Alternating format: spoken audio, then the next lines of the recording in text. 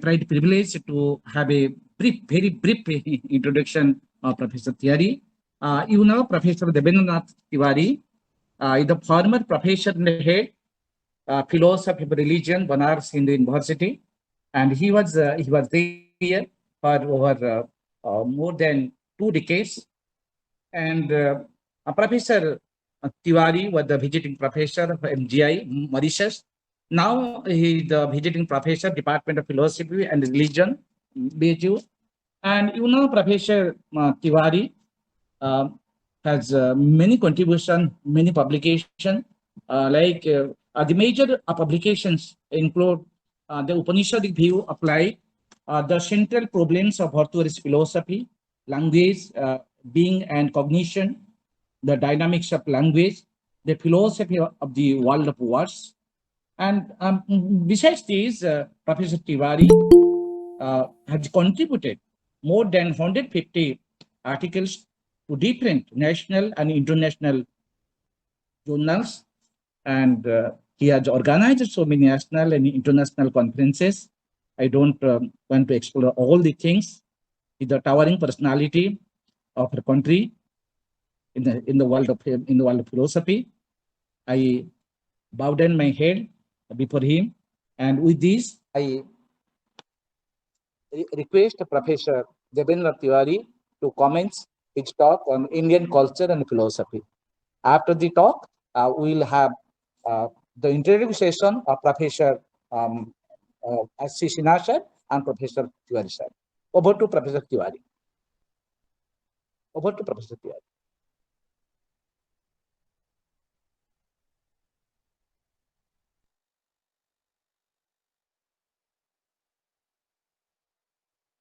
Sir, please unmute yourself.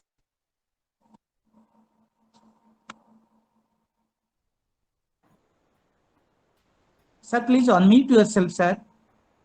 शम्नो मित्रः शं वरुणः शं नो भवति अर्यमा शं नो इन्द्रो बृहस्पतिः शं नो विष्णु उरुक्रमः ओम नमो ब्रह्मणे नमस्ते वायु त्वमेव प्रत्यक्षं ब्रह्मासि त्वामेव प्रत्यक्ष ब्रह्म वदिष्यामि ऋतं वदिष्यामि सत्यं वदिष्यामि ओम तन्मावत् तद्भक्तारम् अवत् अवतु माम् अवतु भक्तारम् ओम शांति शांति शांति.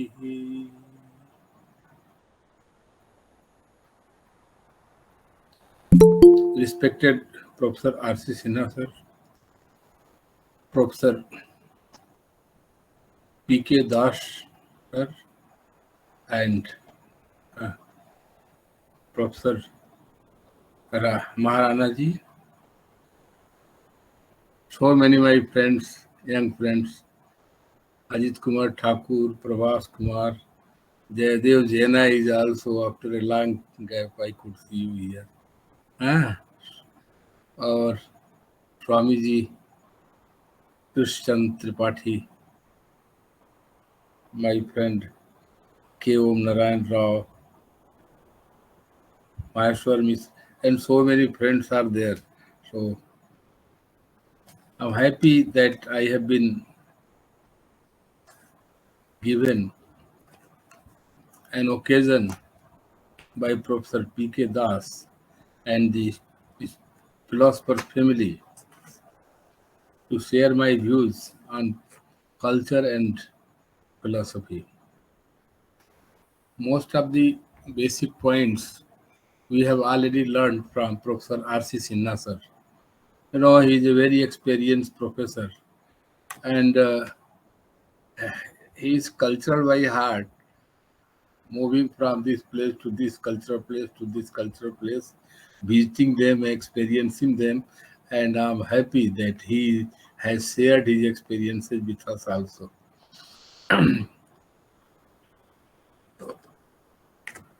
A number of definitions of culture and so is of philosophy you can find in books, encyclopedia of culture, encyclopedia of philosophy. So I'm not going to add any more definition.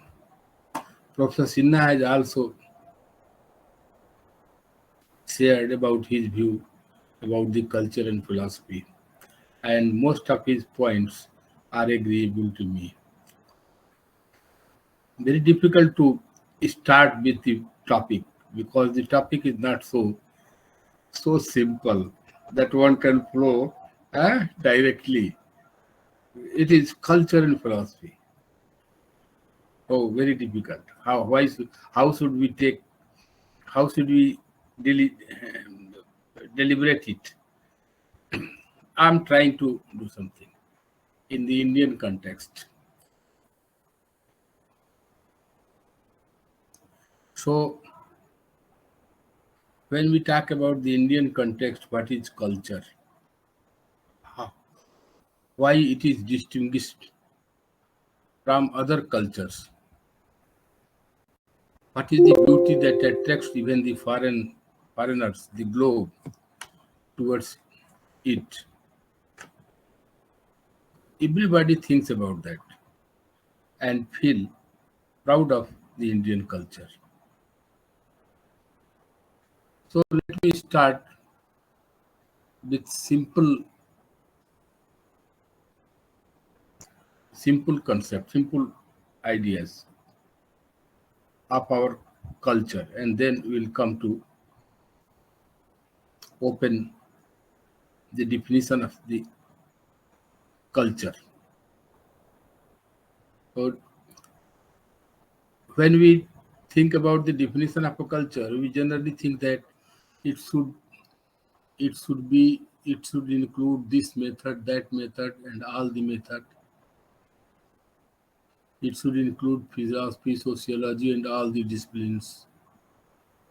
It should, in very brief, include the outside the world and the inside ideologies, mind, thoughts, and purposive. The purpose is that the perfection.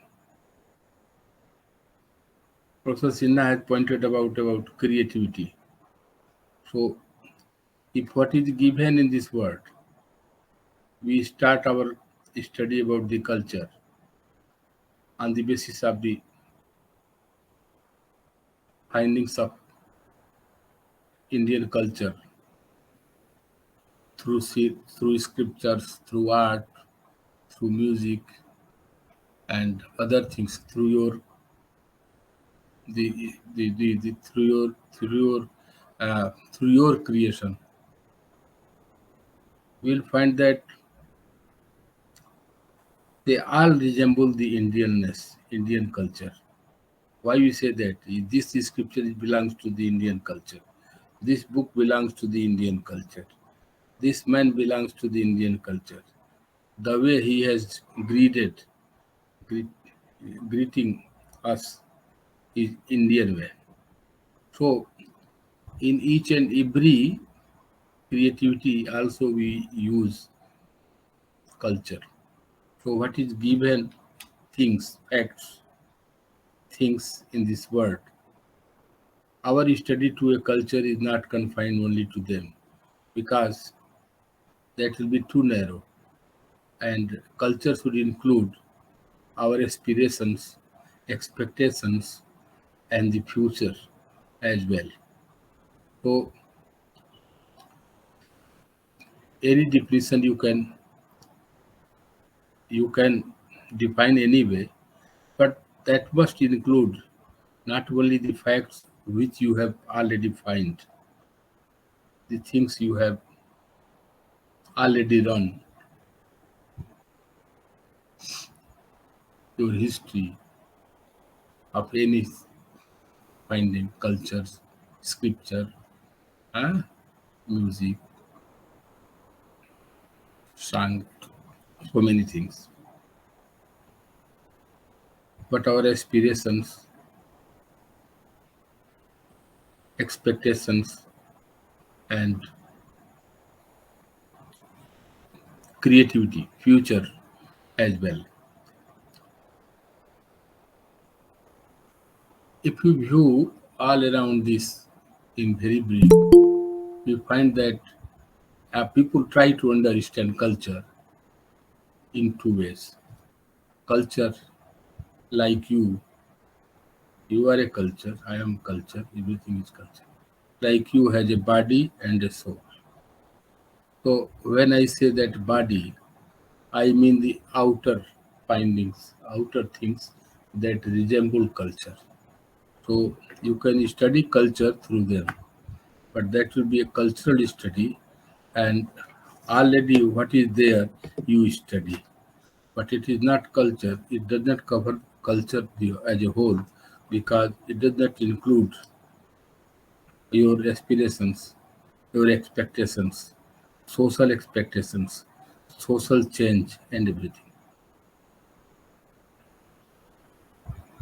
So this is the outer.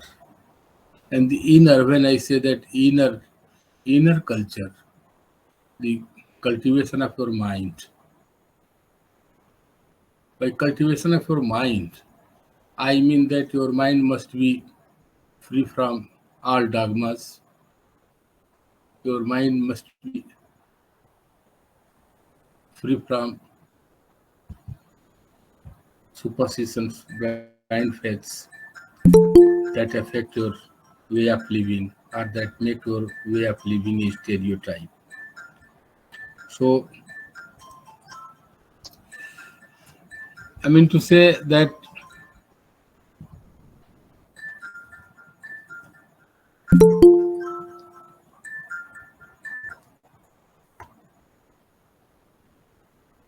this is this is a current of mind. The another aspect of the mind, another current of the mind is what you think, how do you reflect on other ideologies, on other thoughts. So even in thinking about, reflecting about other thoughts, our mind must be free. We should not adopt something because it is from foreign land and foreigners are better organizers or managers. We have to review it freely from this dogma and see how can we utilize it for the progress of our own society, own country. So these all things belongs to the thought. Next, when we talk about the soul or the spirit of the culture, I think that this philosophy comes forward. This is the spirit of our culture because it does not ponder over, but it reflects over all our findings and it reflects till the time the concept or anything is not clear to the extent of freedom of that idea or that thought. So philosophy, I think that serve as this. If the two wings of culture is there, one wing is the world, uh, or our outer surroundings. That is you, nature, and everything. What is created by the humans and what is their sentient and insentient beings, the way they function, the way they behave, nature also behave. So all this tells us about the Indian culture. The second one is philosophy, that is the soul of the culture. So the two wings are philosophy and other subjects. They are like the studies of the body. So therefore, their study in philosophy is either objective or subjective. But philosophy takes the cognitive cognitive perspective that is spiritual perspective of the culture. So subjective, objective, and spiritual, or cognitive. So ideas are not material; they are spiritual, and the ideas that is spiritual can be perpetual only if the ideas are well formed, well thought, freely thought, and there is freedom of thought that can be that can have a purpose. The purpose is the well-being and the welfare of the rest of the humanity. So all these things the culture comprises in its bosom. But how the Shastras understand? The Shastras you find in Aitareya Brahman, a verse. Atma Sanskritir Vava Silpan Yeter Yajman Atma Sanskrite. Atma Sanskrite. Atma Sanskriti. The culture is the culture of your own soul, spirit. So it is all the culture is the creation of spirit. Everywhere, even in the scriptures and and art, music, everything, there is cultivation of your spirit in them, and that's why it is known as a cultural piece. So if there is uh, no the involvement of uh, no creation of the spirit in that uh, thing, that piece of work, it cannot be a cultural piece. It may like a cultural piece, but it cannot be a cultural piece. So to be a cultural piece, to be a cultural phenomena, means one's spirit is creative in his work, and whatever it creates is the creation of his spirit. So that is the cultivation of the spirit. So this cultivation not only includes the present but future also. There is every possibility for modification, for correction, and moving towards the perfection.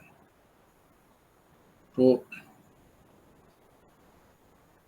this way, whatever you do, you write a book, you write an article, so there is your spirit is exerted there, your spirit involves there, and when your spirit plays its role in your creation, it becomes a cultural piece. Second verse in the same chapter of the second volume of Patriya Brahman is that there is outer culture and the inner culture. But these are the two parts, two for, uh, for study sake we divide it outer culture, inner culture. All the arts, arts, sociology, cul- silk, scriptures, music, and so many things, folklore and all. These are the outer manifestations of the uh, spirit or culture. So sometimes it seems that it is one with the culture is taken as one with the same with the uh, spirit in our text. And in Vedanta also you can find so many verses in Upanishads. It looks that the spirit of the Indian culture is oneness, non-dual, identity. So the outer does not contradict. Outer does not contradict the inner. Uh, Antaranga samskaro bahiranga samskareణ na badhyate. The the ideas that that is not destroyed, that is not contradicted by the outer culture. There is harmony between the inner and the outer. But this harmony does not mean that what is there outside, that is that. But there is possibility of modification in that till it is perfected. So, antaranga samskaro bahiranga samskarena na badyate. This points out to a very significant point.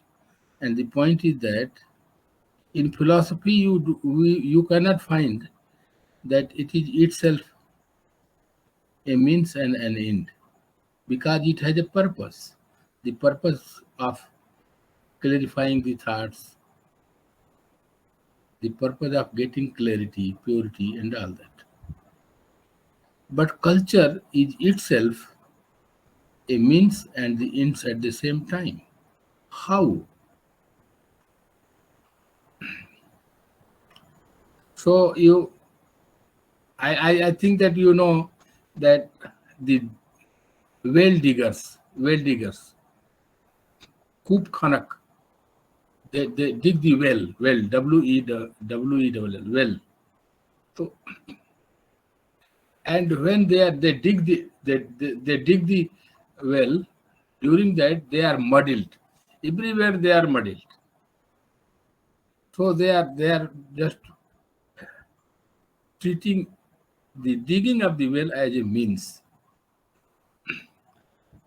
But when the well is digged and the water flows from the well, the muddle is removed from the body.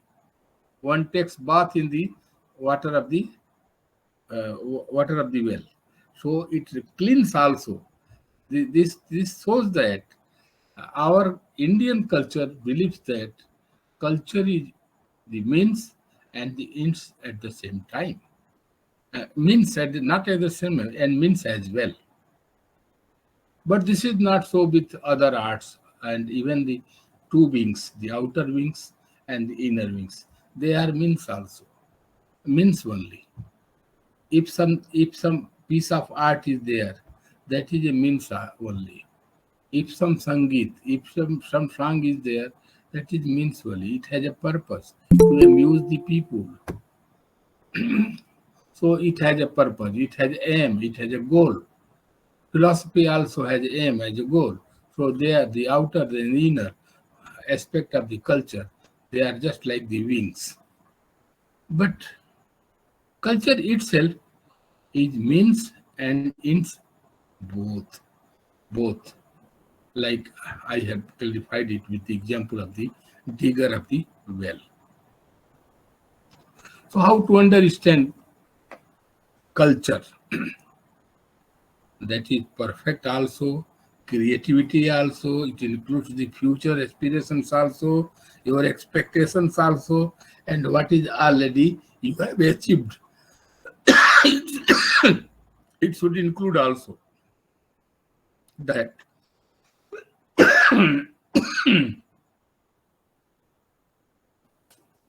So when the Ganga comes down from the Gomukh, the water flows very fast. The Ganga flows very fast. Ganga means current, means current of the water. So current of the water from Gomukh is very fast, but very narrow. It comes to the Rishikesh, Haridwar, and then through Kasi, Patna, reaches to the Ganga Sagar. So in the journey, it takes something like some minerals, some trees, some leaves, some medicines from some places, and leaves something which it is already carrying on that place, and again it moves. So from different places it leaves something and carries something. So through this journey, what is achieved? It is achieved the Amrit, Ganga Jal Amrit. So it gets the medicinal power also, the water of the, it gives the punya, water of the Ganga is the uh, Ganga is the means to release, to get our release. It it removes our sins and so many things, so many ways it is defined. It becomes a culture. Why it becomes a culture? And it is not constant. It is already in dynamism. It comes. Dynamism does not mean that a statewide dynamism. It brings something from somewhere, it leaves something there, and then carries something and moves like this from every place. And that something is maybe chemicals, maybe trees, maybe soil, uh, maybe some uh, other remains, fossils. So this way, the Ganga, a cultural, we call Ganga Ma, is a cultural identity. Now, if I ask a question from the Indian perspective, why you are born? So others who do not know about their cultural significance of birth, they can give a biological significance. They can say that, oh, my parents enjoyed and I came out after 9 months. But if you are asked, an Indian person is asked, why you are born? So you can simply say that yes, in the previous life, I could not pay up all my debts I had to pay by that birth. And for paying off that debts, I have been born. So there is a purpose of this life, this birth. And this way it becomes a cultural birth. See how beautifully it has been managed, that your birth is a cultural need, a cultural requirement, a cultural significance. Had you not born, you might have not be able to pay up the debts to your parents from whom you have owed these bodies, from your teachers, from your guests, from your uh, deities, from your environmental elements, air, fire, etc. So you have some are the other debts, and for paying up that debt, you are born. So this is a cultural response to the question why you are born here. Likewise, if I say that there is so many problems in this birth, I will not take all this one. There is problem of jati vyavastha. Indian culture is often confused with a culture based on jati vyavastha. Jati vyavastha is not a cultural thing.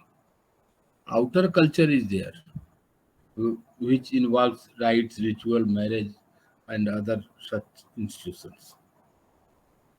But Varna Vyavastha is a cultural thing in our Indian culture. How? I am taking one or two examples. One example I am taking, why it is taken by Indian philosophers, classical philosophy, as cultural. Take for example, uh, Brahman, Kshatriya, Vaishya, Shudra. So people this time they abuse this concept, but that is a cultural concept.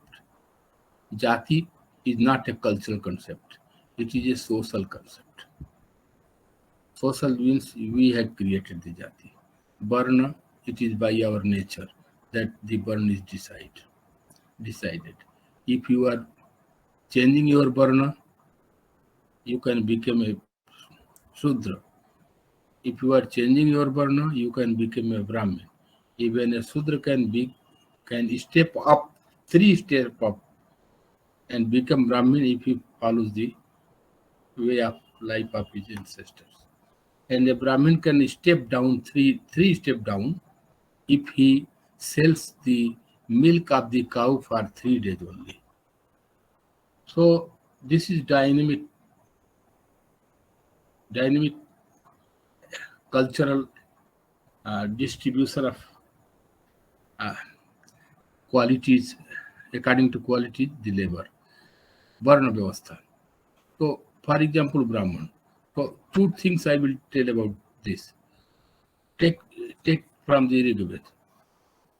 There is also you find Brahmana Mukhamasita Bahu Rajanya Kirta. Most of the even philosophy scholars they abuse Veda for this verse because they do not understand the true import of this Veda, cultural importance.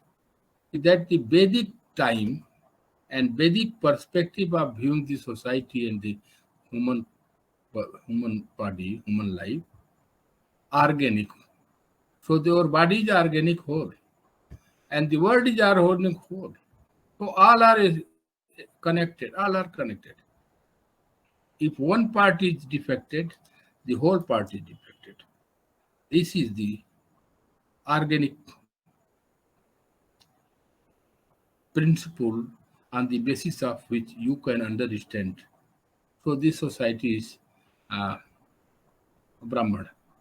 So Brahman from mouth, and when this creation of man and man was being cultivated, and they would have to be made aware of the societies, how to deal with the society, how to deal with the people. So they were taught by the seers. They were lived by the seers. The values were lived by the seers. The way they lived becomes a culture. As Professor Sinha also said that this is the culture of the seers and sages, not the kings. Kings have not made India. And in the formation of the Indian culture, there is no role of kings and the warriors and the invaders.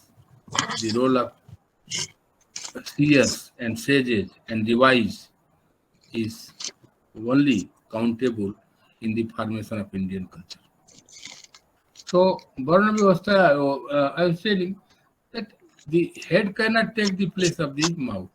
You cannot step up, step by step run by your head, but the leg also cannot take the place of the head, mind. So by mind you think. So in your own body, this organic system is working. And on this pattern, you have to understand the society. Nothing is down, nothing is nothing is low, nothing is high, everything is important, equally important. So sometimes you give importance to the leg, sometimes you give importance to the body as per the occasion. But if you say that mind is the only top, so this top system is top in some cases, but in other cases where the leg is required, leg is important. Suppose some killer with gun is running towards you, and you have to run away from him. So your mind will not run, your leg will run.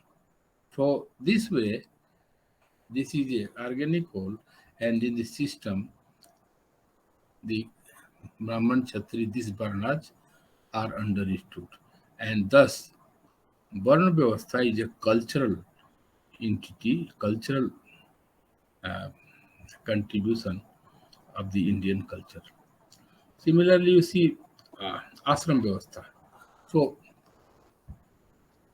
very important ashram vyavastha. up to 25 to 30 years, you have to have the desires only to know, only to learn. You learn. You only to learn knowledge from all the quarters. No desires you have to live in the brahmacharya ashram, student life. Just you have to live only the desires by which you can acquire so much skills, so you can learn all the disciplines, so as to build your soldiers strong enough to carry your 75 years future on it. So your soldiers must be strong. Your mind must be strong. You must learn all these skills to earn and to enter into the uh, household. So before entering the household, you won't have to think about the sex and and earning wealth. Before after entering into the household, these desires to a wife, sex, desire to earn wealth as much as you require. Ah, these all becomes important in household life, not in student life. But now you see these students what are doing. This is not the Indian way. Even the class 10th students, they are not behaving cultivated way with the girls, their class fellows. They think about the sex, marriage, everything, while they are reading in lower classes. They are not up to 30 years of the age. So this this this this studentship is a cultural. This division of the ashramas, that first you leave the desires for learning all the skills, all the wits, all the knowledge, and required for entering into the household. Then you enter with that power of knowledge, power of skill into the household. You live very nicely, even luxuriously also, keeping all the responsibility of a household. uh, in your mind, you have to live 25 years of earning and enjoying sex, hmm, and taking care of your children. And then, if your desires for wealth and sex is satisfied, then you have to leave other desires. That is called the desires for dharma. Means donation, alms giving, helping others, helping the weak of the family, weak persons of the society, downtrodden of the society, working for the nation and working for the globe. So this is called living the dharma, living the desires of dharma. Dharma, the third stage. And after that, when you lived all the category of the desires, learning desires, household desires, social desires, social and giving alms, donations, uh, uh, benevolence to others, helping others, cultivating others. So this way, the third category of the desires. And lastly, if all desire, three categories of the desires are satisfied, your mind becomes free from the desires. That is called moksha. So freedom that you start from, freedom from the blind faiths, superstitions, and dogmas, turn into the freedom from all the desires. This is cultural aspect of the Hinduism, Hindu culture. So, and the purpose is living this ashramas. You can get your well-being realized, and at the same time that you are doing welfare of the community, of the society, of the globe. So these are all cultural things. Now, I will not go about much about that, but about philosophy, Professor Sinha Sahab had raised a very good point that philosophers are only those who are system builders. So, taking into consideration system builders, I agree partly with Professor Sinha sir. Partly because systems 3 heterodox and 6 orthodox. The philosophers, the founders, propounders of this are only not philosophers. If they are philosophers, they are commentators. What will be about their commentators? What will be about the persons who are doing research on them? Are they not philosophers? I mean to say that those who claim that they commune with the God, they have dialogue with the God,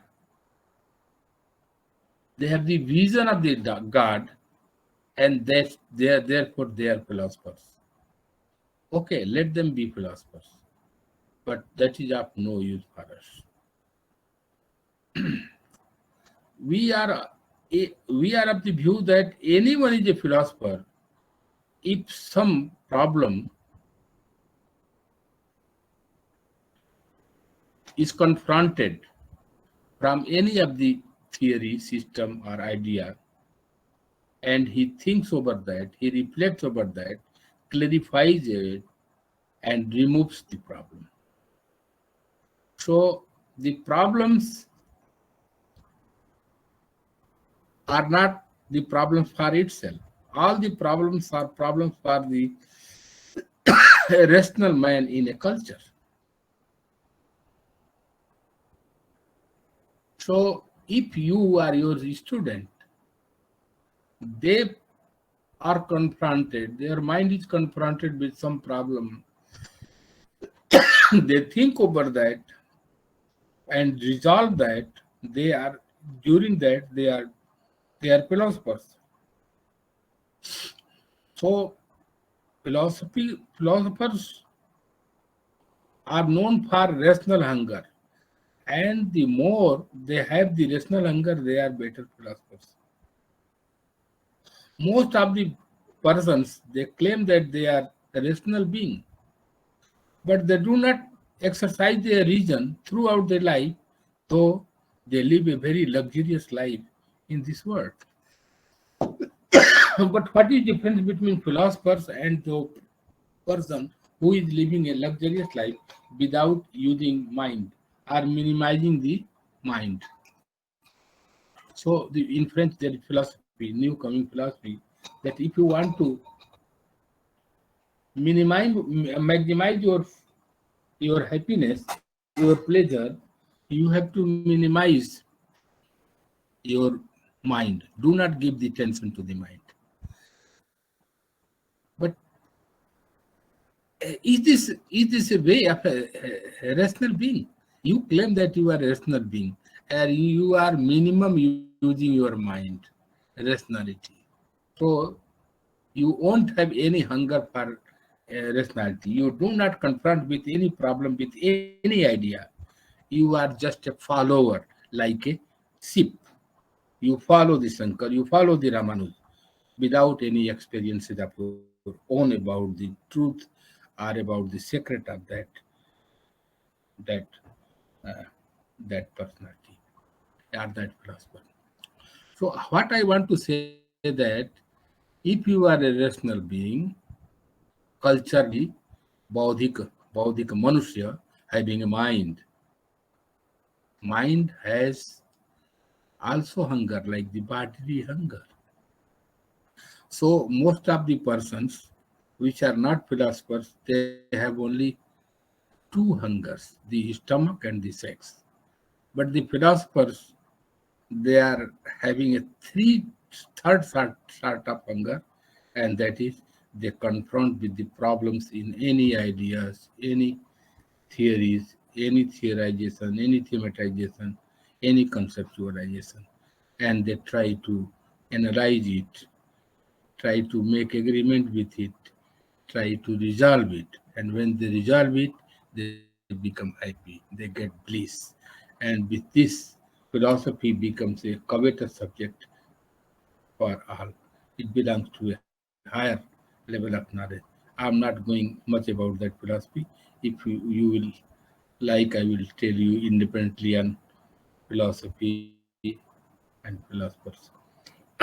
So, my conclusion is that philosophy resembles a culture. If something is called Western philosophy, it it is Western because it belongs to a culture that is Western. Western philosophy, empiricism, rationalism, all.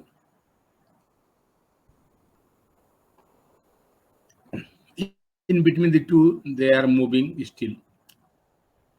Now, a new term, social justification, social verification, and this sort of empiricism is emerging. Feminism, sensuous philosophies, they all are emerging, which Indians do not interest because they know that they are not going to cultivate our mind. So a philosophy that does not cultivate, does not attract, does not satisfy the hunger of the Indian mind, it does not interest to them. Now you see Indian philosophers. I remember that I used to read at least one book, a new book published by a great master, a great thinker of that field. If somebody belongs to Sankhya, if somebody belongs even to Sartre, Derrida, and all that, and I know that he's a master, and it is from his. So I used to go through that because I think that the cultivation of mind is must. So for that purpose, that book is important. I should read it. So our whole things move in a way to perfection for cultivation. So here, tradition and morality in Indian culture does not get as importance as it get in the West. Because when there was a tradition of the Upanishads and Vedanta, there was modernists like Nagarjun and Dharmakirti. They were modernists at that time.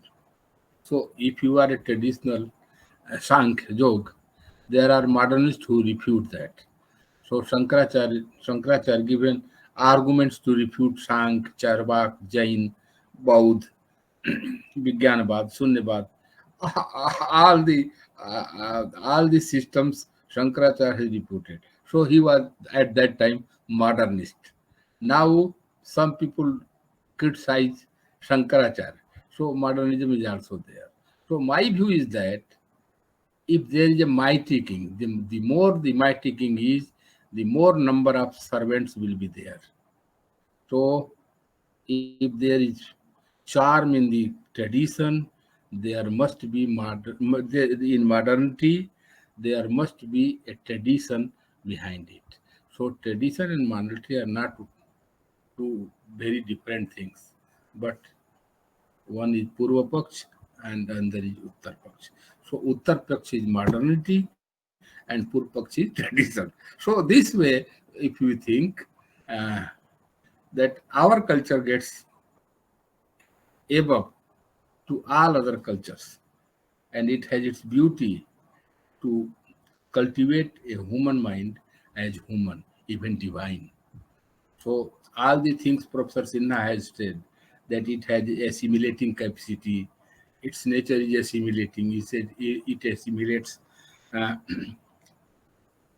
it assimilates others, absorbs uh, other cultures also. So absorbing character is its uniqueness. I agree also with that. And sense of subjectification is also very important point of the Indian culture. So what is subjectification?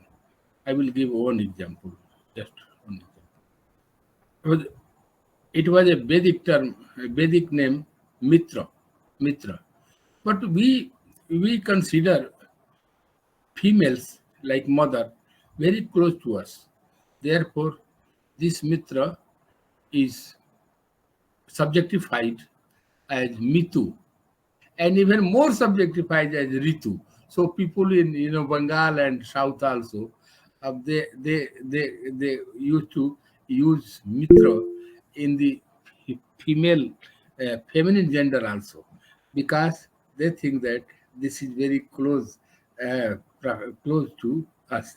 So subjectifying quality is also, and the respect of others. Respect of others is the most important factor of Indian culture. So it respects the water, fire, river, trees, even insects also. It respects the adversaries faith also. Those who those who uh, create terror against them. Indian culture also respect them. It is not violent. It is non-violent. So many factors are there. And in a very short lecture, I cannot give all these terms. Again, we will take it in a later lecture. So with these words, I thank you, Professor Das, and the family of the philosopher family of us. And with these words, I keep my namaste. Over to Okay. Professor Maharana. Okay, thanks so much, Professor Tiwari, for your reflective talk on Indian philosophy and culture. And you have given your conceptual clarification on both the concept, culture, and philosophy. I don't want to make a synthesis of the thought, but I can see harmony of thought in both speakers, Professor Chinna and Professor Tiwari. And Professor philosophy have been propounded by the great saints and seers who were the critical thinkers, having critical reflection, and they have propounded the system. The philosopher is the seer, and a seer can propound a system. And to understand Indian culture, he has said that one has to go back to our ancient tradition or ancient glory, and said that culture is a storehouse of values, that is norms of life and pattern of living.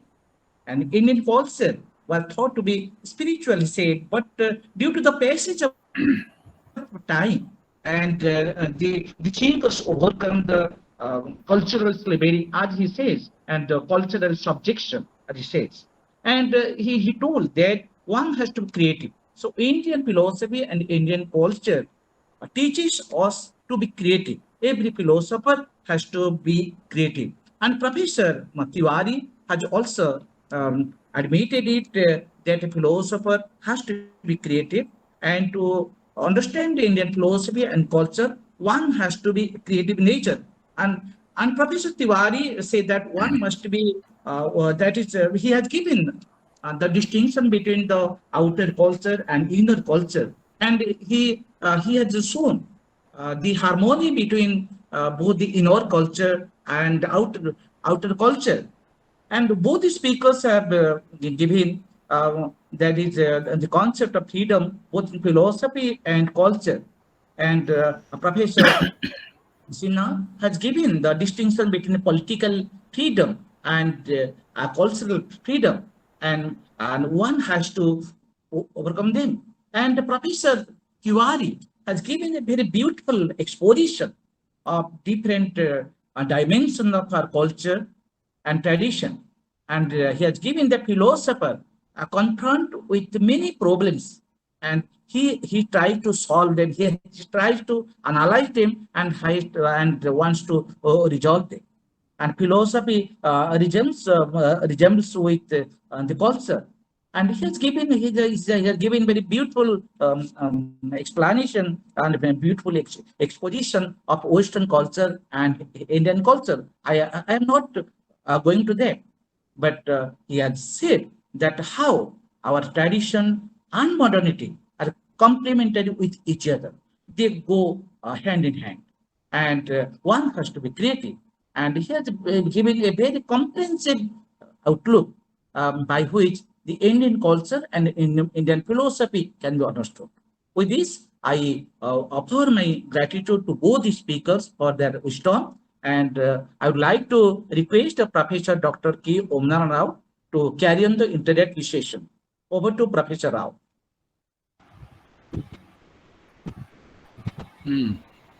Namaskar, everybody. Thank you. Namaste, namaste. Sir, both the lectures were really good, and I enjoyed both the lectures. Well, one thing that we could see in common is that both the speakers tried to highlight that if you look at the Indian culture, it is more or less spiritual, and both of them highlighted that there is a need of a balance between the tradition and modernity. And going a step ahead, Professor Tiwari sir tried to say that the charm in the tradition lies in revising the tradition, not that the tradition is opposed to the modern outlook. Well, the tradition can go with the modern outlook. What the thing is required is the tradition has to be revised with time. So both the lectures were really inspiring and thought-provoking. And a good take from Professor Tiwari is that he took that he said that something can be said as a cultural entity if it has a spirit in it. And in Indian tradition, we look at the spirit in whatever thing that we call as cultural. So look at the spirit. So that is the great take from Professor Tiwari, because you cannot say something this is a cultural entity unless and until we discover the spirit in it. So it's a very good take from Professor Tiwari. And one more thing that Professor Tiwari made us know that Indian culture is both a progress with both a means as well as the goal. And he very well tried to explain this by the example of digging the well. And very nicely, Professor Tiwari tried to show how birth, the Varna system, and also the asrama system are the cultural concepts. And these concepts have been very much misunderstood, even by the Indian scholars. And Professor Tiwari feels for it. So, a lot of discussion we can make on this. I'm not going to synopsize. Many thinkers are there. I invite questions from the thinkers, from the participants. Well, I'm not synopsizing. These are the good takes, what I could see from Professor Tiwari and Professor Sinha, sir. And well, one more important thing that Professor Sinha has said that Indian philosophy is more or less, Indian culture is more or less of an assimilative nature. But the problem lies is when we try to understand Indian culture with the Western tradition, and that is happening, and that we should give away, and rightly so. So Indian tradition and culture cannot be understood by the Western tools and methodology, and we should be very careful about that. So very good lectures, both of them, and both the lectures were very good and really thought-provoking. Well, in the chat box, I could find Prabhas Kumar sir wanted to ask something, say something to Professor Sinha sir. Sir, welcome, sir. Hello. Yes, Audible, sir. Audible, sir. Both speakers have been my guardians, and I have some clarification from both speakers. First of all, Professor R.C. Sinha, ji, sir, thanks. Your you have talked about values, and also talked about good values and wrong values. But by definitions, values is one which makes life auspicious. So, what is the good values? I cannot understand. And second, clarifications from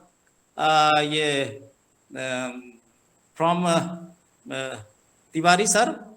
in the age of liberalization, we are selling cultures, just like burger and pizza coming from West and litti chokha going from West. And we find in the age of liberalizations, we find a cosmopolitan culture. How do you see it in the context of India, from Tiwari sir and Professor Ashish? Professor Sinha, sir. Hopefully, Dr. Tiwari will address all the questions. I am sure that he can give better reply than me. The question that what is the difference between good values and the bad values? So, value is a value. That is the contention of Prabhasji. Actually, value is not an abstract concept. Values is related to the condition, human condition, cultural condition, and in one condition, suppose black hair, to wear black hair is good in within the Indian context. And for Westerners, they reject even, I remember one of the incident when in the interview, a person having black hair, yani having the black person, he appeared in the interview and he had a very brilliant interview, but he was rejected because of his black hair, because the interviewer had allergy to the black hair. So this is just an example. So value certainly value is not abstract. Values are, and philosophy also. Philosophy or philosophizing is a cultural activity. Professor Tiwari also wanted to impress on this, that philosophy or philosophizing is a cultural activity. So values also depend upon the culture. Sometimes what is value in India may not be considered as valuable or good in the West.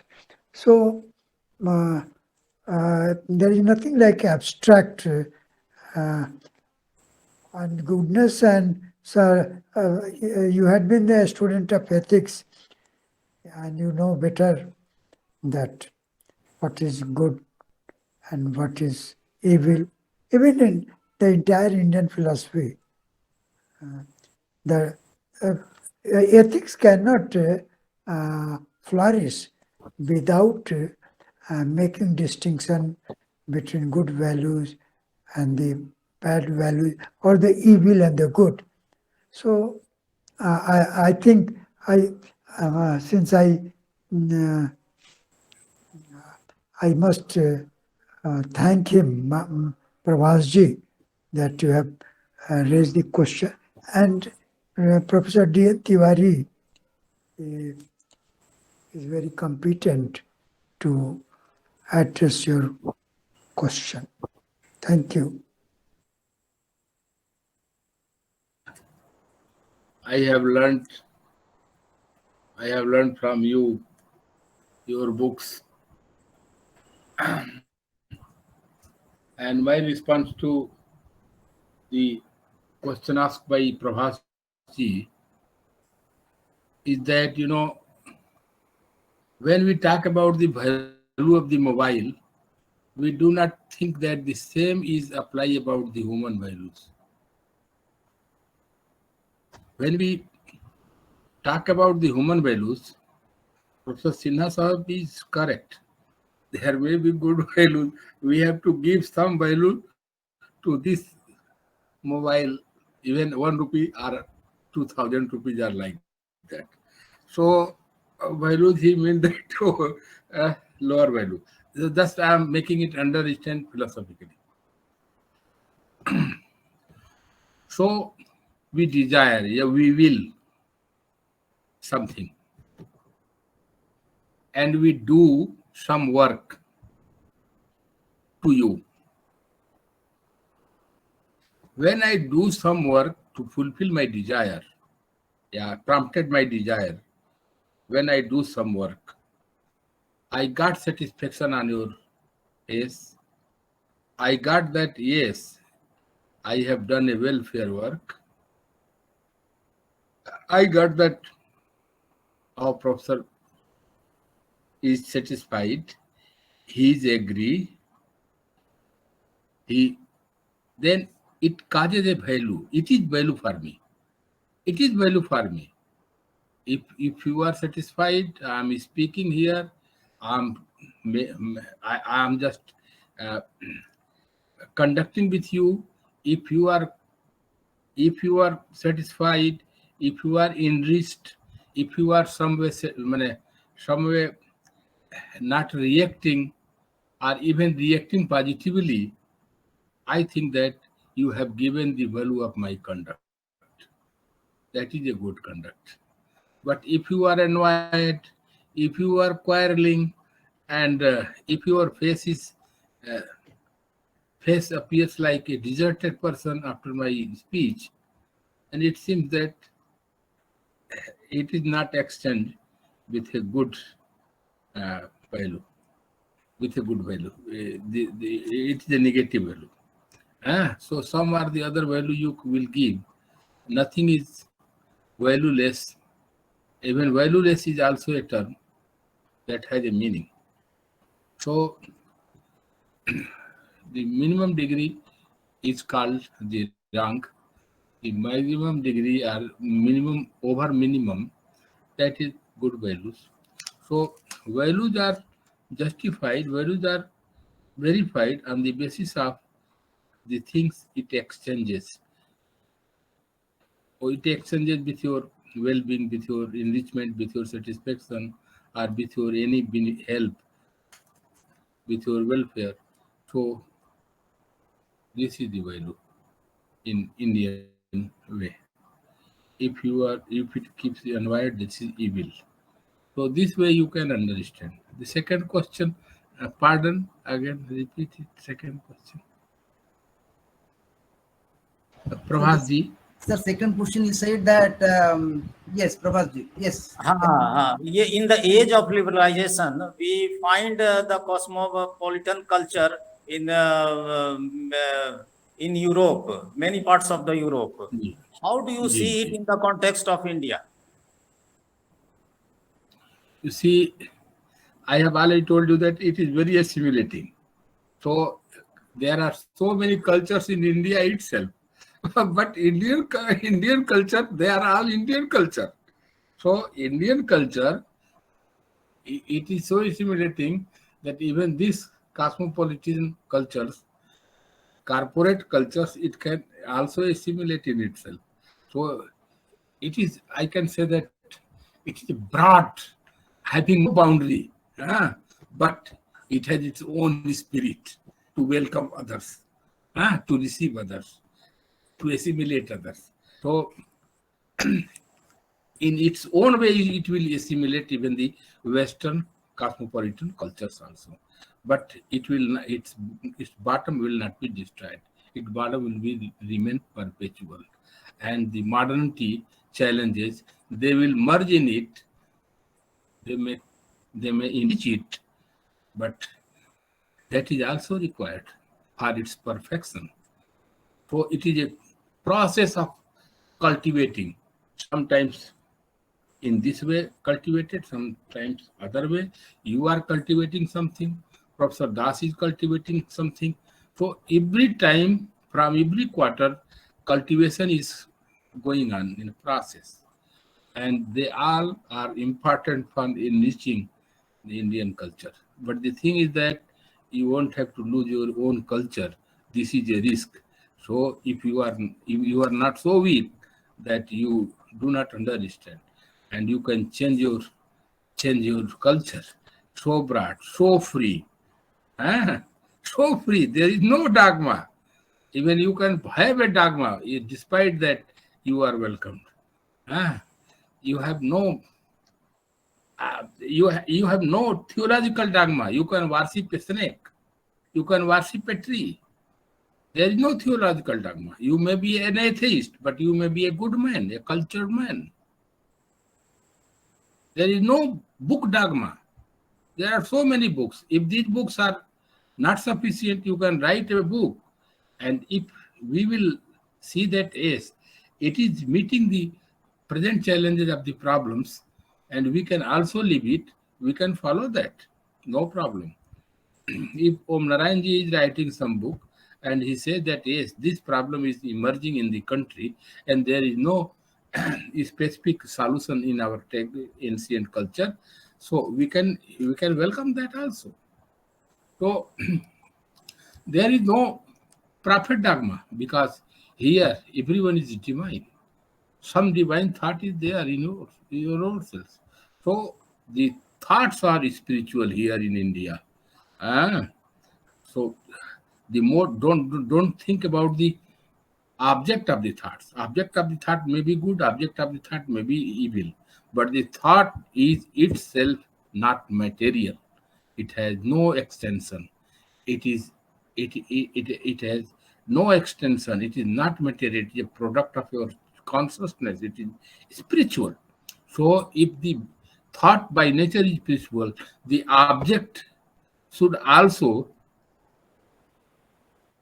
be for making a discrimination between the object is evil object and good object. So this way you can understand, you can give importance to cosmopolitan to the extent suited to your culture, should not destroy your culture like this. ठीक है आप Thanks. तो विद्वान हो Thank you. Thank you so much, Professor Tiwari, sir. Well, taking this question further, well, if I look into the response by Professor R.C. Sinha, sir, who said that value is not something that is abstract, and Professor Tiwari tried to see that value lies in the behavioral pattern. How do we look at things? So, adding to this, well, I find that value as a cultural concept, when we take it, it is not something that is absolute. Value is a contextual concept. When I say value is a contextual concept, I say something is called good not in itself but by the context. The context defines whether it is good or not. Say speaking the truth is a value, but speaking a truth at an odd time where it is not needed is a disvalue. So the context Correct. defines something as a value or not. Similarly, fighting is not a value, but fighting is a value when it is so essential for a production of dharma, as we see in Yeah, yeah, Bhagavad Gita. So value yeah. is not an absolute concept. It is not abstract, as Professor Sinha said. And I should add it just value is not something absolute concept. It is a contextual concept, and the context defines something is of a value or not. So this is one thing that I look at. And the other thing, to the second question what Prabhas Kumar sir has asked, well, very nicely Professor Tiwari sir has tried to respond to it. But in India, as Professor Tiwari has tried to say, that Indian culture, Indian tradition is so much assimilative, it can bring in everything into its fold. But one problem lies in us is we don't recognize our originality. That's the problem. Correct. It is only when our originality vibrates in the West, we think, well, Correct. Correct. is a rich antibiotic. It is only in the recent times that West has recognized haldi as a great antibiotic. When you have golden milk in America, England now, very popular. Golden milk. Golden milk is nothing but haldi added in milk. And this is tradition from the ancient times. But we got it recognized only recently.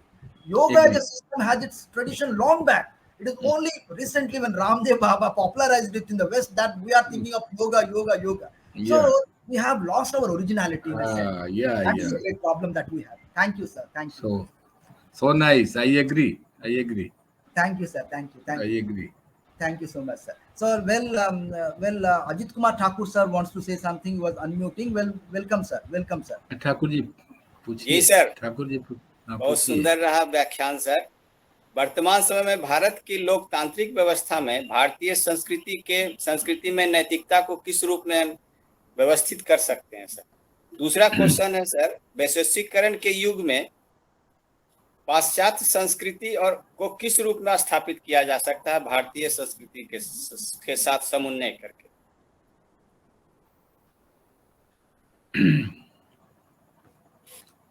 देखिए, एक विचारधारा चली है और ये America से चली है। अगर साइंटिफिक डेवलपमेंट कर दिया जाए तो लोग उसी में सीमित हो जाएंगे और अपनी कल्चर को, संस्कृति को परवाह नहीं करेंगे और उसी के पीछे दौड़ेंगे। जैसे मोबाइल आ गया तो मैं ठाकुर जी के यहाँ आज तक नहीं गया, अब मोबाइल से मैं बात कर लेता हूँ, ठीक ना। तो जैसे पहले मुस्लिम लोग बुर्का उर्का पहनते थे तो एयरपोर्ट में अब जांच होती है तो सब बुर्का हटा दिया जाता है। अगर कुछ छिपा के ले जाते हैं तो एयरपोर्ट निकाल देता है। इतना मशीन विकसित हो चुका है। तो इस तरह की लाइफ हम लोग जीने जा रहे हैं। इसमें सबसे बड़ी आवश्यकता यह है कि हम अपनी संस्कृति को जान लें और फिर कोई भी तरीका जिए। तो हमारे में ये नहीं होगा कि हम जो है प्रभावित हो जाएंगे या हम जो है अपना इंडियन कल्चर को खो देंगे। खोने का डर रहता है। केवल ढोल नगारा बजाने से और कल्चर स्क्रिप्ट बनाने से इंडियन नहीं जाएगा, क्योंकि विचार होना चाहिए। ये सब बदलता रहेगा। मोबाइल का शेप ऐसा हो या ऐसा हो, ये बदलता रहेगा, किंतु मोबाइल का जो प्रिंसिपल है, कंसेप्ट है, वो नहीं बदलेगा। इसी तरह से जो भारतीय कल्चर है वो बदले ना, और बाकी जितना बदलाव है उसमें आप जीजिए, लीव अदर्स आर लिविंग। तो ये जरूरी है कि हमको कल्चर की शिक्षा हर व्यक्ति को बचपन से ही देना चाहिए, थोड़ा थोड़ा, कि ये हमारा इंडियन कल्चर, ये हमारा अभी तो गाँव का देश है तो कुछ बचा हुआ है, पर गाँव में भी ये मोबाइल और ये सब टीवी वो भी चला ही गया है, लोगों का पाश्चात्य रहन सहन भी हो गया है। तो ये बाह्य चीजें हैं, कल्चर का शरीर है, तो शरीर को ही वो लोग कल्चर समझते हैं, लेकिन आत्मा उसकी कल्चर की फिलॉसफी है। ये तो आप ठाकुर जी समझाएंगे तब लोग जानेंगे। तो आपको जाना पड़ेगा, कहीं कहीं उन लोगों को भी बुला करके कभी कभी बताइए कि भाई ये हमारा ये कल्चर है, ये कंसेप्ट है, ठीक ना। तो ये एक आवश्यकता पड़ेगी आपकी। अभी तो चल रहा है, आप लोग हैं, लेकिन आगे आने वाली पीढ़ी जिसके पास केवल पूरी दुनिया उसकी मोबाइल की दुनिया है, उसके सामने ये खतरे आएंगे कि उसी को वो कल्चर समझेगा। वो ये भी नहीं समझ पाएगा कि विदेशी है कि ये भारतीय है, ठीक ना। जब से पैदा हुआ तब से देख रहा है, तो क्या जानेगा कि विदेशी है भारतीय है, उसका यूज करता है, ठीक ना। अब आपके सामने खाना आता है तो आप नमस्कार करके खाते हैं। विदेशी तो खाना को नमस्कार नहीं कहेगा, कहेगा कि यू इंडियन पीपुल आर, मैंने कहेगा कि आप लोग जो है घास खाने वाले लोग हैं, तो आप लोग जो है खाना मिला है तो प्रणाम करते हैं। पर वहां अन्न ब्रह्म है, अन्न से ऊर्जा और औषधि मिलती है। ज्यादा काम करेगा अगर उनका रिस्पेक्ट करेंगे तो ये भाव लेके आप नमस्कार करते हैं। ये तो बच्चे को बताना पड़ेगा। सब जो मिल के एक थाली में खाएंगे तमाम रोग होंगे, अलग पत्तल में खाने का जो चीज है वो आपको सिखाना पड़ेगा। नहीं तो धीरे धीरे बाह्य जो है बदलाव, इसी को लोग सही मानेंगे, क्योंकि सुविधाजनक है, ये सब उपलब्ध भी है। इसका लोकतांत्रिकरण कर दिया है। अब मोबाइल एक एक आदमी के पास 5-5 गो 2-2 गो है, गाड़ी 10-10 गो है, तो वही जीवन समझता है। तो अब उसके लिए उसको जानकार तो होना पड़ेगा, इंडियन कल्चर को जानना पड़ेगा कि ये हमारी संस्कृति है और हम बाकी से भी घृणा नहीं करते हैं। वो उसके यहाँ है तो उसकी तरह काम करेंगे, उसके साथ करेंगे, लेकिन वो तो इंटरेस्टेड है कि इंडियन में जाके इंडियन की तरह हम जिए, यहाँ वृंदावन में ये करें वो करें, गंगा जी का वो करें वो करें, और आप जो है इंटरेस्टेड है कि उसकी चीजें ले लें, अपनी हम भूल जाएं। दिक्कत ये हो रही है। तो सामाजिक प्रभाव पड़ रहा है हमारी संस्कृति का, कि जो बाह्य पक्ष में जो बदलाव हो रहे हैं, कारण ये है कि हम कमजोर हो गए हैं, हम अपनी संस्कृति को जानते नहीं है। हमको जानना पड़ेगा, और ये फिलॉसफी से होगा। फिलॉसफी को ठीक से पढ़िए, सब ठीक हो जाएगा सर। उपनिषद वेद पढ़ाइए, गीता पढ़ाइए। ठीक है, अलग से बात कर लेंगे। Thank you ठीक so much, okay. sir. Thank you so much, sir, for your response. You see a sort of danger to the culture because of the modern social technology that is penetrating so deeply into the minds of the modern men, even the newly born, because they are Correct. used up with the social technology, so they are forgetting the roots. And it is time that the parents should at least should make something an effort from the own side to teach that what they see in the social media or the social technology is not a reflection of the culture. The culture is something different, and it is the role and responsibility of the teachers, of the parents, to make the new ones aware of the tradition of our culture. Otherwise, many things will go away, and the Indian culture about which we are so proud of, this will come when there will be nothing called Indian culture. And you see a sort of danger to our culture, and rightly so. And it is a need of our hour. We should look into our culture so deeply and make the modern generation aware of this, the threats to our culture. Thank you so much, sir. Well, Correct. I don't I see. agree. Correct. Thank you, sir. Thank you, sir. Mhm. I don't see any question in the chat box. Well, I request our admin, Professor Pramod Das, to make some observations on both the speakers. Thank you. Welcome, Professor Das, thank you. Professor Das. Namaskar, namaskar, sir. Namaste. Okay. I really enjoyed both the talks. It was very inspiring, and the topic was very beautiful. That Indian philosophy and culture. We have two things. That one is thinking, and the other is living, and this is human possibility.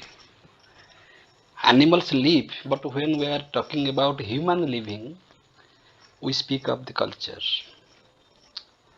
And animals can think, and that is philosophy.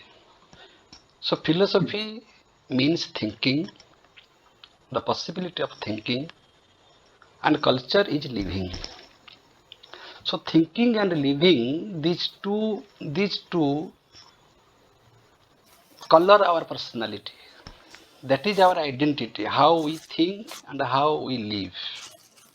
And that differs from person to person, that differs from a particular land to another land, from a particular geographical area to another geographical area. Therefore, we say it is Indian culture and that is Western culture. The point is, if we speak in English culture, then we can say agriculture, horticulture, body culture.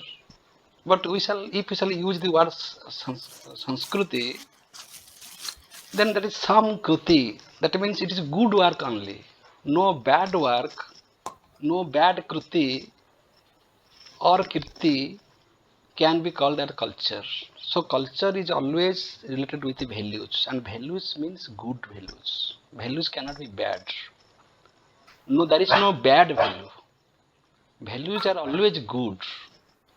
As Dr. Rao said, that we define good and bad according to the context. For example, we have four values. In the value schemata, we have four values: Dharma, Artha, Kama, Moksha. Artha and Kama, they are also Purusarthas, they are values of life, which are discussed in Charbak philosophy.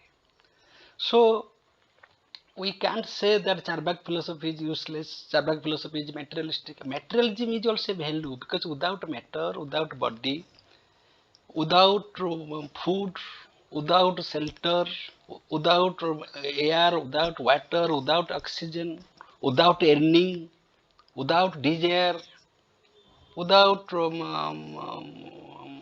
artha means the means of living, we can't survive. No philosophy will come out of a empty stomach, out of a frustrated mind. So artha and kama are necessary, and these two values are empirical values which are discussed in Indian philosophy. So Indian philosophy is not only spiritual by nature. We should not interpret it this way. Indian philosophy is all inclusive. It gives importance to, therefore there is yoga system. In yoga system there is a discipline of body and mind. We do pranayam, that means that is a physical exercise. By that we maintain good health. So that is not negated in Indian philosophy. Both materialism and spiritualism, body, mind, spirit, everything should be cultured, nurtured in the right way, so that our personality will be a complete personality. So when we are talking about philosophy, philosophy in India is called darsana, that is the vision of the truth, visualization of the truth, and culture is the living with the truth. If you understand this is truth, then try to live with that truth. That living with the truth is culture. And if you lack the vision, if you lack the visualization of truth, then you are not a philosopher. So a philosopher is not a propounder, a philosopher is not a follower. Philosopher is a creative thinker who can create, because my vision cannot be substituted by others' vision. My realization is self-realization. Self-realization is the highest knowledge. That means self-realization cannot be substituted.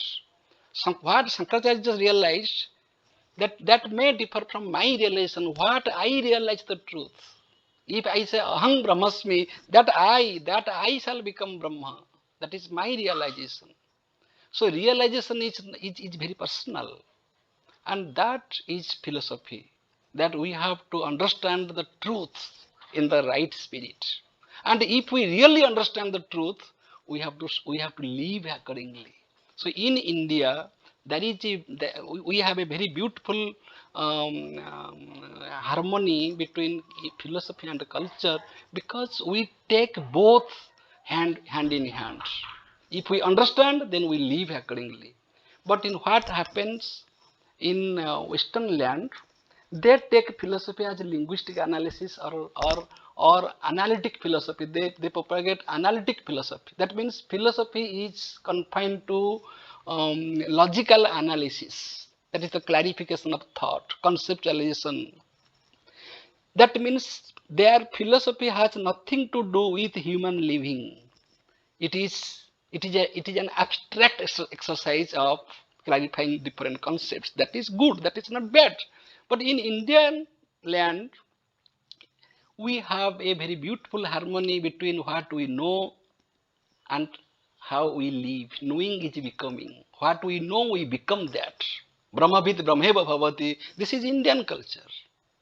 So in India, we have a very synthetic philosophy, that we believe in synthesis of the all total integration of the body, mind and spirit.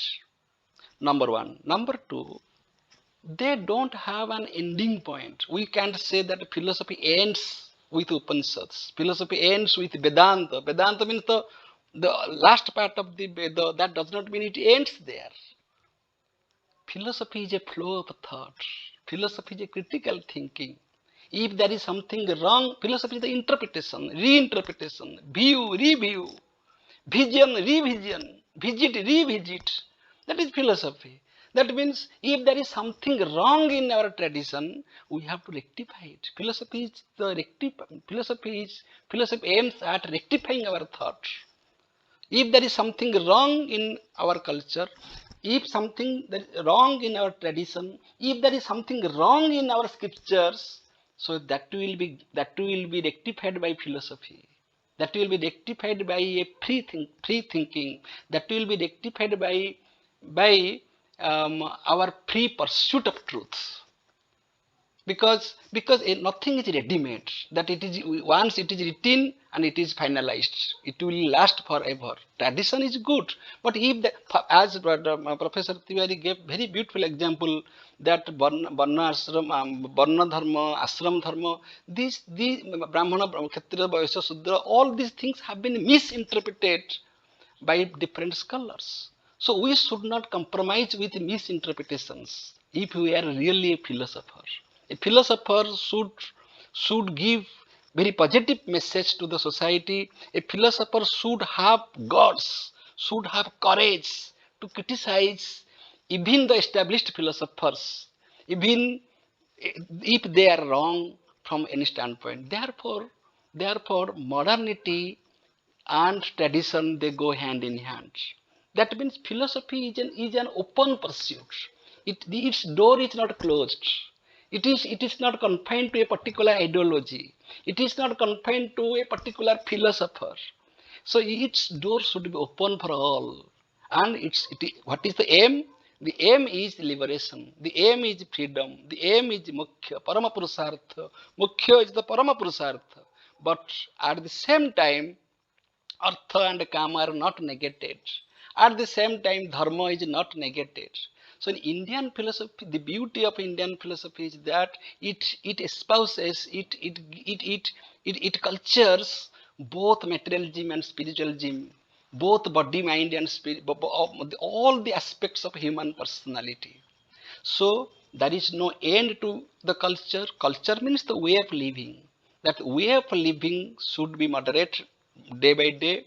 That should be enriched by our philosophical thinking. And similarly, philosophy does not have a closed door. It is not. It is not. It is not. It is also a free pursuit of thinking. It is open. It is critical by nature. That means it is ready for criticism.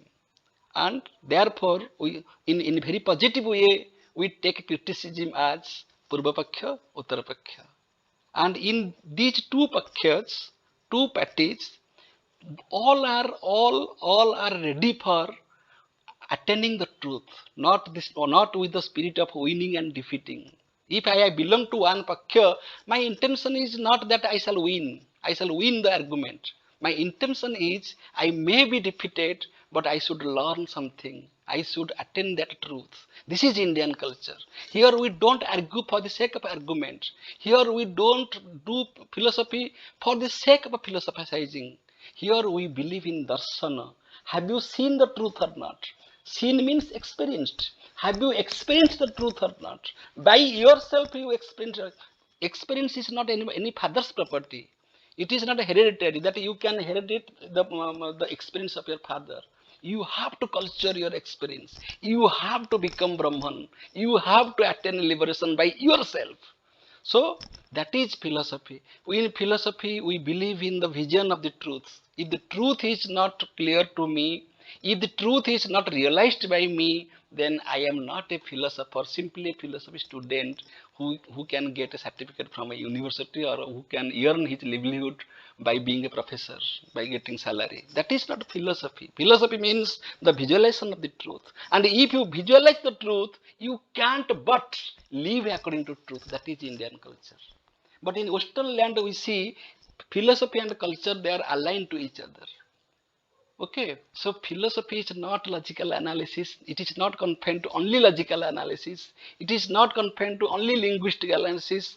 Philosophy is the way of life. Way of life means that guides our life. Okay, so tradition is good, but modernity, when we speak of modernity, that is the spirit of criticism, that is the spirit of reviewing, that is the spirit of rethinking.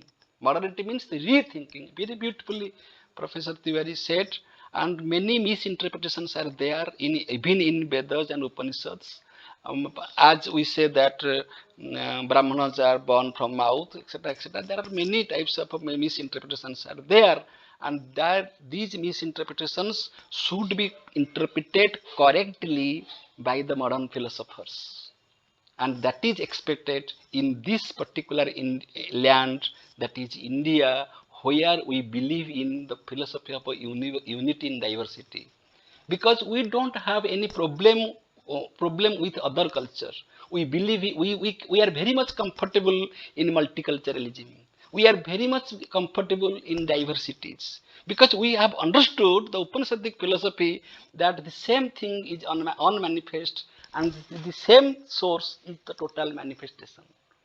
The same source is the unmanifest, and the same source is the total manifestation. So we have no conflict with diversity. We have no conflict with other religions, because so far as the truth is concerned, it has no substitute. It has no difference. Very beautifully delivered this topic and justified this topic by both the great philosophers of India. And regarding their personality, I shall say that when Professor Sinha addressed his talk, he was recognizing Professor Tiwari as that he knows more and he is more knowledgeable. This is humility. This is the greatness of a personality.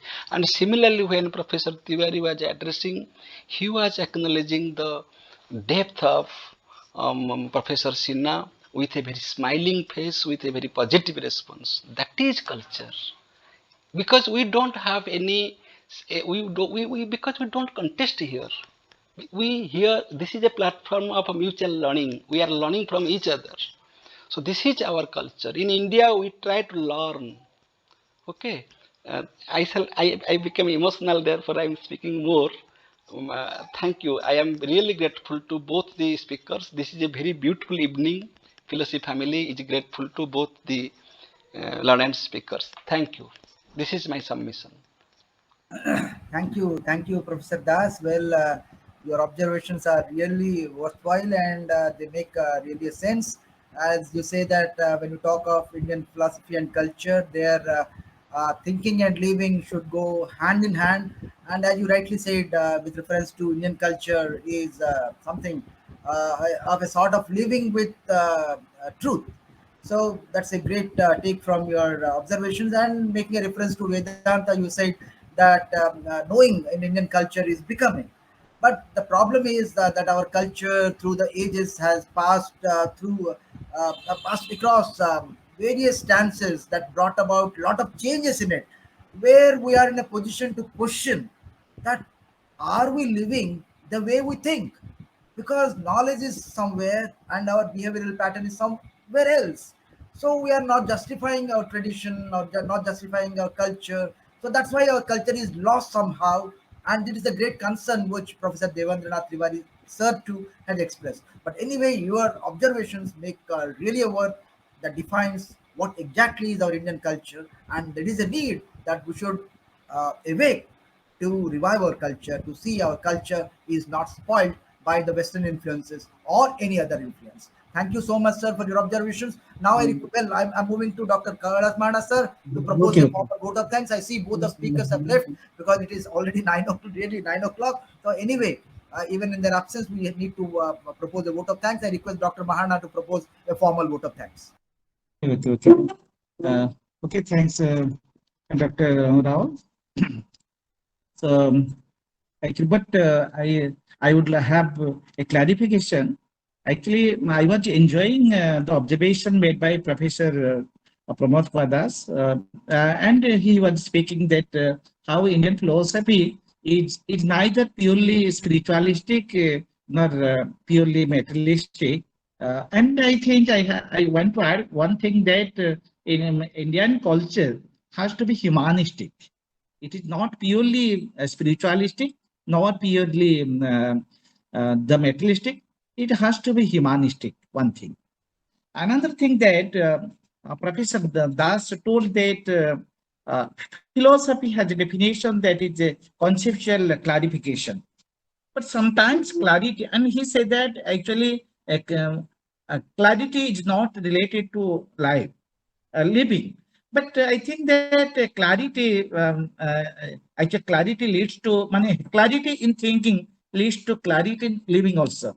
So here lies a relation between clarity in thought and clarity in living. I want a little clarification from Professor Das. Then I would go for a vote of thanks. Thank you, sir. Um, you are talking about humanism, but Okay. that is also not the total culture. Yes. We have to understand what is the meaning of spirituality. Spirituality does not mean the belief in a spirit. This may be the etymological meaning, but this is not the wider scope of the meaning of that word. Spirituality means all inclusive. So when you are really spiritual, if you have capacity, if you are able to have an inclusive culture, that you can include everything. Suppose your head is good, you have a brilliant thought, but you are very weak in your body, you are very much careless about your health, then you don't have a complete personality. So your personality can be called an inclusive personality if you take equal importance to your body, mind, your emotion, your sentiment. Therefore, there are three things: cognitive, cognitive, and affective. Ichha Shakti, Kriya Shakti, and that Ichha Shakti, Kriya Shakti, and there is another. The English word is cognitive, cognitive, and affective. Okay, all your personality should grow and glow in all these possibilities. Then only you are spiritual. So our saints and seers, who are called spiritual leaders, spiritual thinkers, they come back to the empirical world to serve the society because they need it. And I gave an example: the dharma, artha, kama, moksha. Kama and moksha are also values of life. We should not ignore that. If you will go bankrupt, if you go without money, without earning, you can't live, you can't maintain your family. So philosophy is good, your good culture is good, but you have to earn money. You should have a very sound health. So materialism is not bad. Materialism should be taken in a right spirit. Right. Number one. Number one. Number two. Second thing was clarity. Yes. Okay, clarify. When Cla- philosophy treated, yes. Yes. when philosophy treated Yes. as If we take philosophy as the conceptual clarity, this is the academic definition of philosophy. This is a part job of philosophy. I don't deny that, but that is not the only philosophy. That is not the only job of philosophy what Westerners claim. They claim philosophy means conceptual analysis. I reject that. Here also we have conceptual analysis. Here also we believe in Sabda Pramana. Here also we deal with linguistic analysis. But at the same time, we relate that to living. Okay. So here philosophy is taken as the way of life, way of living. Otherwise, it is an abstract study, like sociology and other disciplines. Okay, that is the point. Analysis, conceptual analysis is not bad, but that is not enough. And you very beautifully you said clarity in living. Yes, you add that clarity in living. I am focusing that. What can you do with a very clear mind if you don't have scope for right living, perfect living? That means you are a very good professor. You means not you X. You are a very good professor. You know vocabulary. You know good English linguistic skill. uh, but in personal life, you don't have any value. You don't live your life. You don't live with your clarity. So living with clarity is darsana. Otherwise, it is philosophy. So there is a very clear-cut distinction between philosophy and darsana. In India, we believe in darsana. Darsana means the direct experience of the truth, where no language is necessary. You can have direct experience, but that does not mean language is useless. Language is only a tool to facilitate you understanding the um, concepts. Thank you. Thank Okay, you. thanks so much. Thank you, Okay, Professor thanks so Das. much. Well, Dr.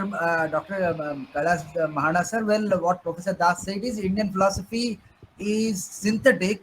When you think, when we talk of the Western ideas of analysis, they deal with clarity of concepts, the clarity of ideas, and what Professor Das is saying, that clarity has to rule our living, so that there is a synthesis between the clarity in our thoughts with the clarity in our living. If they go together, that is the synthetic approach that we have in Indian philosophy, and that needs to be seen. One Thank you. sentence, Okay, sir. Okay, one okay, sir. sentence.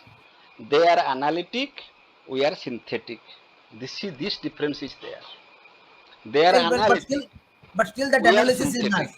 And But still that analysis. yes, synthetic means it is in all inclusive.